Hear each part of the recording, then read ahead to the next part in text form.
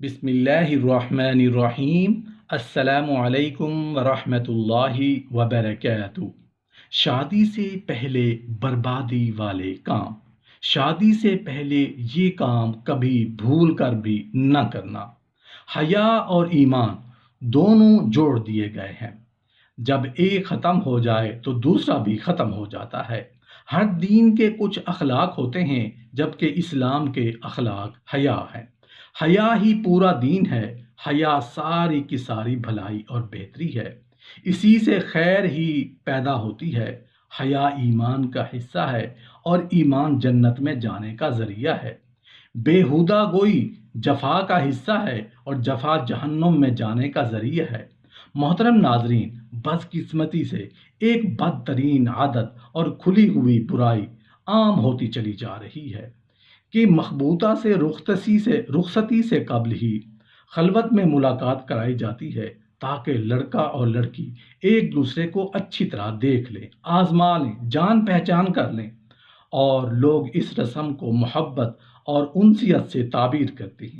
بلا شبہ یہ کھلی ہوئی ناگوار بات اور مکروہ کبھی عادت ہے جو بدقسمتی سے سوسائٹیوں میں پھیل گئی ہے اور ایک اندھی تقلید بن گئی ہے، جس کی طرف فاسق و جاہل لوگ بھاگ رہے ہیں اور اسے نئی تہذیب کا نام دے رکھا ہے، جو مسلمانوں کے دین، اخلاق اور عادات سب کا خاتمہ کر رہی ہے، اور ہم اس کے ذہنی غلام بن چکے ہیں، یہاں تک کہ اب دونوں منسوب لڑکوں اور لڑکیوں کے درمیان بغیر کسی نگرانی یا اخلاقی غیرت یا دینداروں کی موجودگی کے بغیر انتہائی شرمناک طور پر دونوں کے درمیان اختلاط و ملاپ ہوتا ہے۔ نکاح کا پیغام دینے والا لڑکا اپنی منگیتر کو نکاح سے پہلے ساتھ لیے رہتا ہے اور اسے لے کر کلبوں، پارکوں اور حرام لاب و لہو کی جگہوں پر محض اس بہانے لے کر جاتا ہے، اور عوام اور گھر والوں کی آنکھوں کے سامنے بھی اسے تنہائی میں ملتا ہے کہ وہ دونوں بہت جلد میاں بیوی بننے والے ہیں۔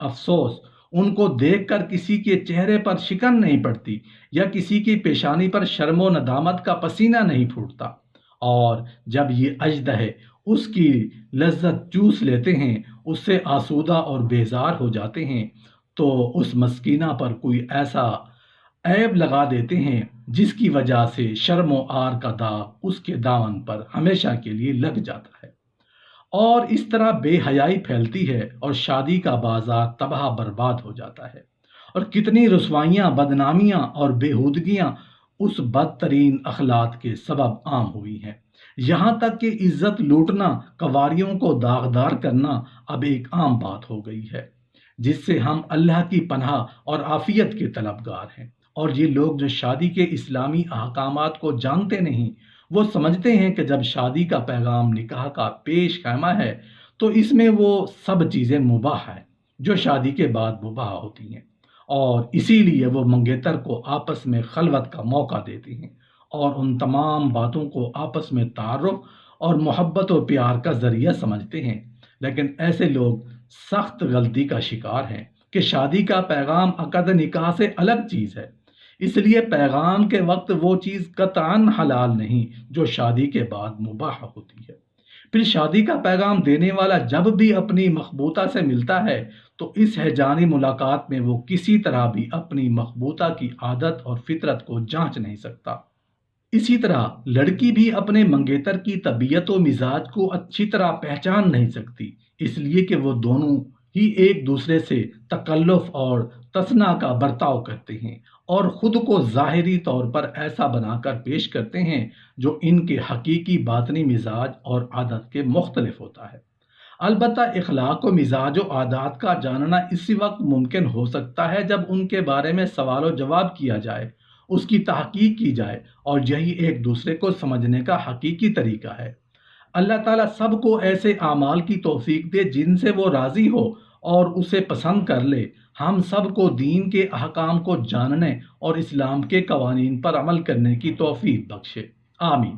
اسلام نے شادی کا پیغام دینے والے مرد کو جب شادی کے لیے اس کا ارادہ پختہ ہو جائے اور شادی کے لیے تمام ضروری اسباب مہیا ہو جائیں تو اس بات کی اجازت دی ہے کہ وہ اپنی مخبوطہ کو ایک خاص طریقے پر اور شریعت میں بیان کردہ مقررہ شروط کے ساتھ مخصوص اور مقرر جگہ پر دیکھ سکتا ہے۔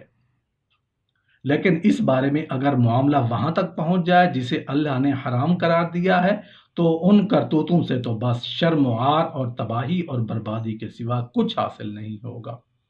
اور ہم اس وقت تک فلاح نہیں پا سکتے جب تک کہ بچیاں اپنی پناہ گاہوں میں آزادی اور چھچور پن سے محفوظ ہو کر لوٹ نہ جائیں اور اپنے پردے اور انسانی بھیڑیوں سے بچانے والے محفوظ مقامات میں اگر بیٹھ نہ جائیں۔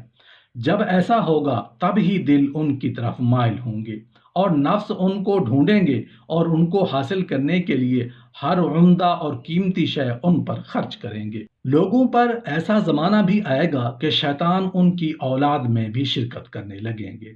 کسی نے عرض کی، یا رسول اللہ صلی اللہ علیہ وآلہ وسلم، کیا ایسا ہوگا؟ آپ صلی اللہ علیہ وآلہ وسلم نے فرمایا، ہاں۔ لوگوں نے پوچھا، ہم اپنی اولاد کو ان کی اولاد سے کیسے بچا سکیں گے؟ آپ صلی اللہ علیہ وآلہ وسلم نے فرمایا، حیا اور مہربانی کی کمی کی وجہ سے۔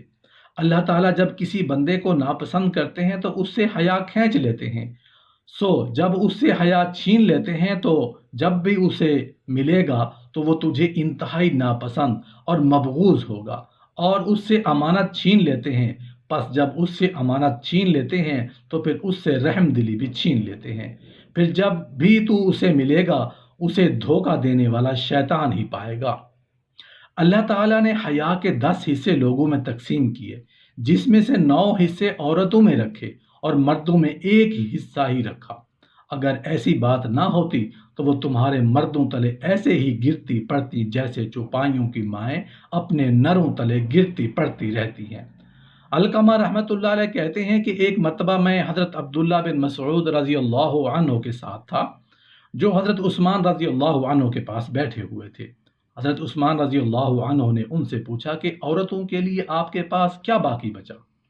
عورتوں کا تذکرہ ہوا تو حضرت ابن مسعود رضی اللہ عنہ نے مجھے قریب ہونے کے لیے کہا کہ میں اس وقت نوجوان تھا۔ پھر خود حضرت عثمان غنی رضی اللہ عنہ فرمانے لگے، ایک مرتبہ نبی کریم صلی اللہ علیہ وآلہ وسلم مہاجرین کے نوجوانوں کی ایک جماعت کے پاس تشریف لائے اور فرمایا کہ تم میں سے جس کے پاس استطاعت ہو اسے شادی کر لینی چاہیے، کیونکہ اس سے نگاہیں جھک جاتی ہیں اور شرمگاہ کی بھی حفاظت ہو جاتی ہے، اور جو ایسا نہ کر سکے وہ روزے رکھے، کیونکہ یہ شہوت کو توڑ دیتے ہیں۔